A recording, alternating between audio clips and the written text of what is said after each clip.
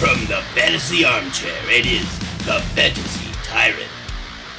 Hey there, fellow fantasy football freaks. Yeah, I know, you're disappointed to not be graced by my handsome mug as you're accustomed to. But like I told you earlier in the season, this season I may be doing some minimal production for some of my videos. I'd rather get the info out to you in a decent time than worry about all the bells and whistles and all the other bullshit. So here, look at this weird picture instead. Hopefully that's not too distracting. Anyway, let's just get to the top 10, but real quick, don't forget to like, share, and subscribe if you haven't, and ring that notifications bell so you never miss a show. But anyway, yeah, you know what that music means. That's right, it's time for my top 10 waiver wire targets for week 4. Number 10, Tyler Conklin.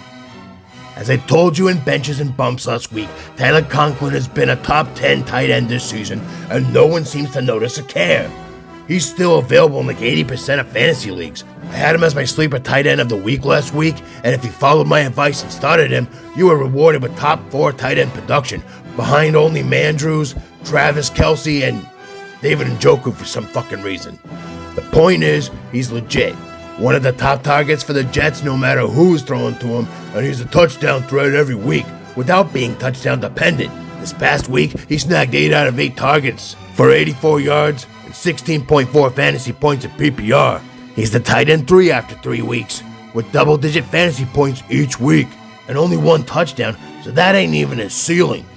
You need to start believing in this guy, as well as my word here. You watch my show, so follow my advice, asshat. If you need a tight end, go get the conch now. Number 9, Mac Hollins. It's the return of the Mac this week, as Hollins had yet another big game for the Raiders. That's 2 weeks of double-digit fantasy points in a row, and this time he snagged his first tutty of the season.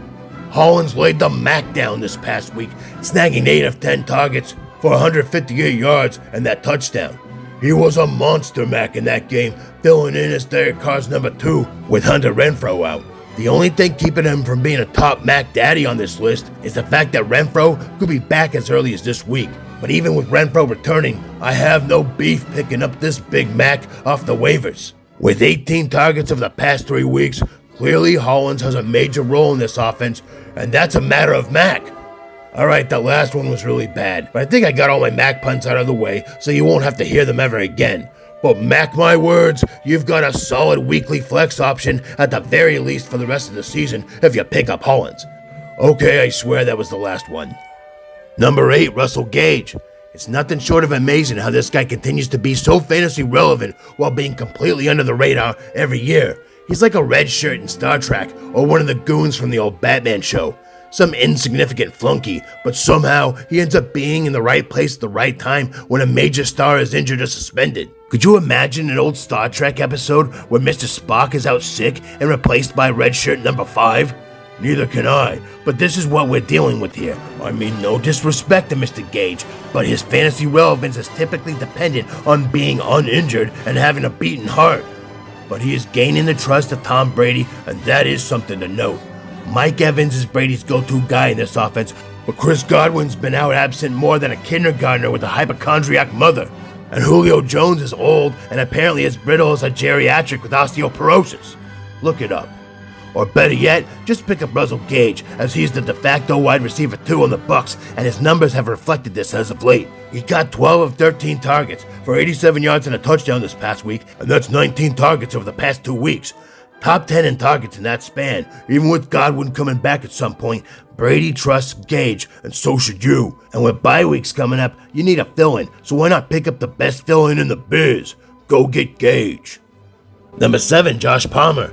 I've been talking this guy up for the past couple years, and his time has come. Justin Herbert is on the mend, and he's going to be back to his old self soon enough. Keenan Allen will be back, but after seeing this talented young hoss over the past couple years, I have to say, if he gets any kind of significant target share in this offense, Palmer could absolutely explode this season. Even with Keenan Allen coming back, Palmer could continue to get steady wide receiver 3 or flex numbers as the third option in this dynamic offense.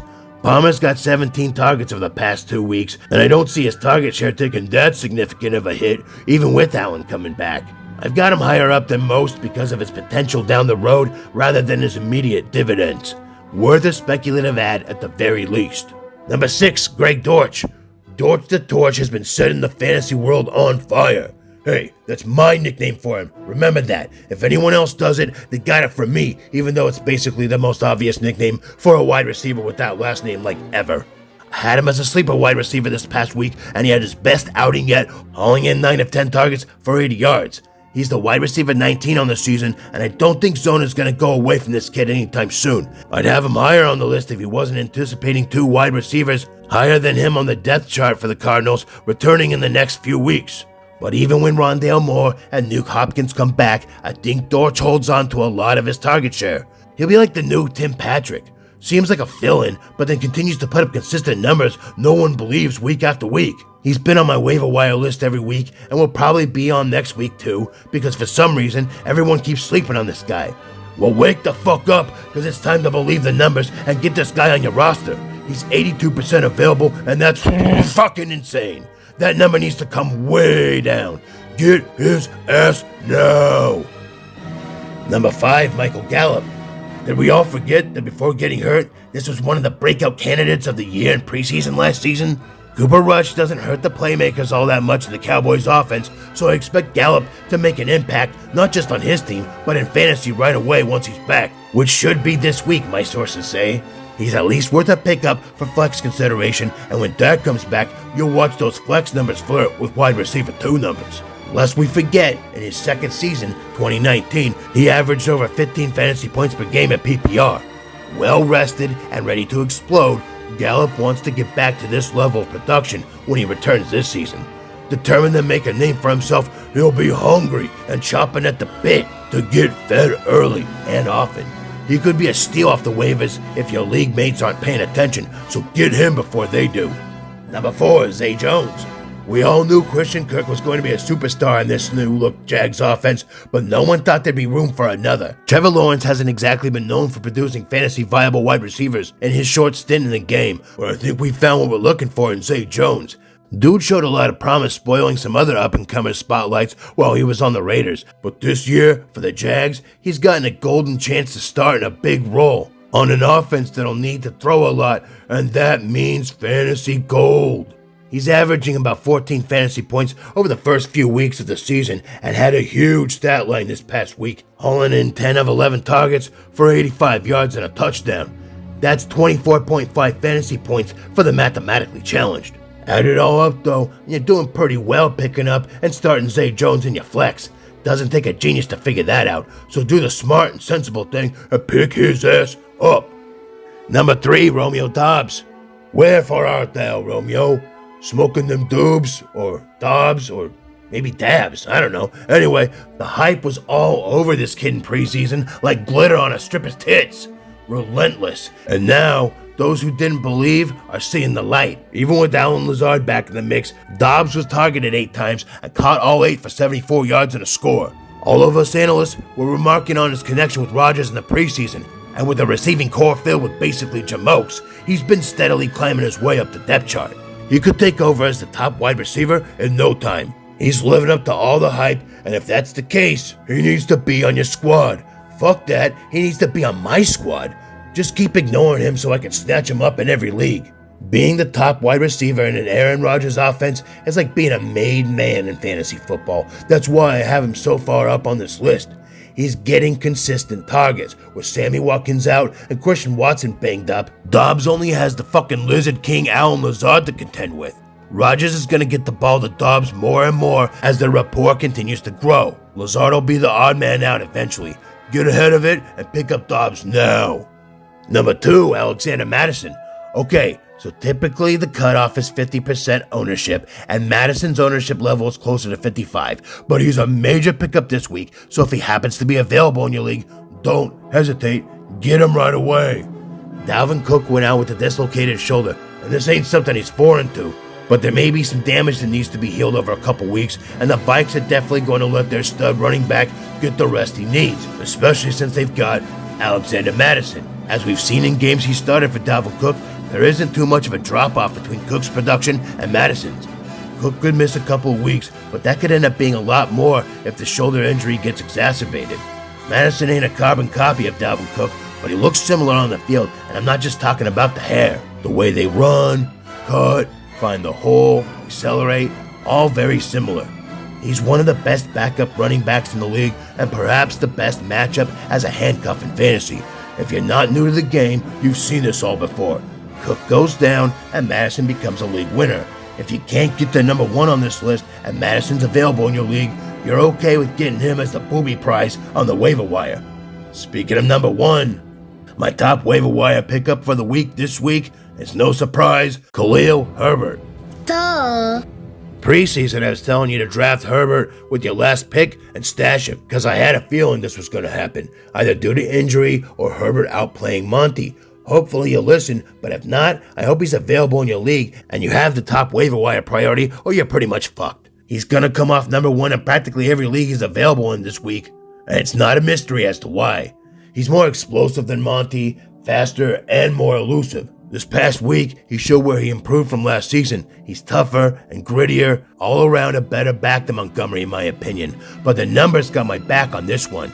Even if you take away the 57-yard run, Herbert is still rushing at a clip of 5.7 yards per carry on the season. Monty's never even come close to that average in his career and sits at 4.5 yards per carry this season, which is actually statistically his best clip to date. Herbert, on the other hand, is running a 5.8 per carry for his career, so he's actually an improvement over Montgomery. This past week, on my Benches and Bumps live show, I got into a little back and forth with a Bears fan over Monty versus Herbert. This dude was trying to tell me that I'm nuts for thinking Herbert would eventually be the guy, and he felt that Monty was the better back. If you're watching my show, you know who you are, and I demand satisfaction. Come back on my show this Saturday night and tell me I'm wrong now. Man, I love vindication. If you're in a league where no one drafted him in the first place, which seems to be like half the leagues, take advantage, burn your top waiver priority, and pick up a home run right here. Monty may be considered day-to-day at this point, but the Bears haven't ruled out putting him on IR yet. So you could have a potential league winner right here in Herbert. And after 4 weeks of Herbert, I doubt the Bears will just give the reins right back to a less effective Montgomery right away. They'll ease him back in and we'll end up with the committee, but you still have about 4 to 6 weeks of solid borderline RB1 or better production out of Herbert, if not more. So do whatever you can to get your hands on him this week. So that's it for the top 10, but here's a few honorable mentions for this week. I ain't got no QBs on this list. Watch last week's episode if you want to know my feelings there.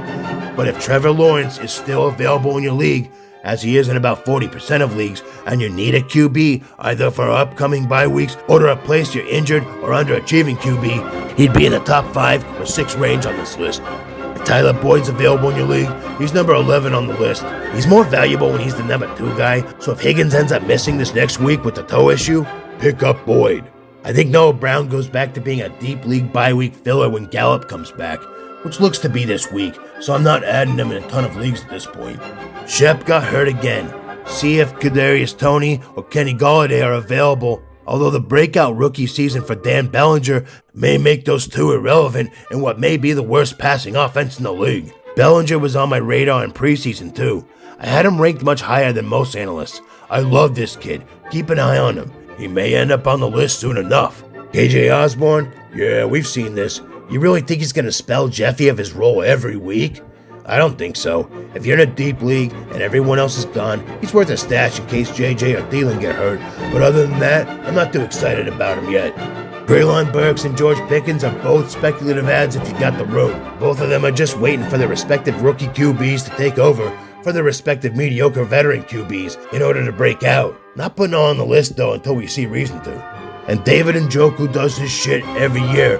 He has exactly 2 big games, and that fools everyone into starting him all season. If he does it again this week, I might start believing. Would be too late by then though. I guess if you want to take a chance and have the room, do it just in case. But I've been hurt by Njoku way too many times to trust him. He's like a cheating ex you keep fucking up and going back to. Not this time. So there you go. Hope that helps. I'll be back next week in the Traveling Fantasy Armchair, this time somewhere in Delaware. Come see me next week to find out where and to get your waiver wire advice for week 5. And I'll see you all Thursday night for the Thursday Night Quickie. Until then, I'm out. Peace.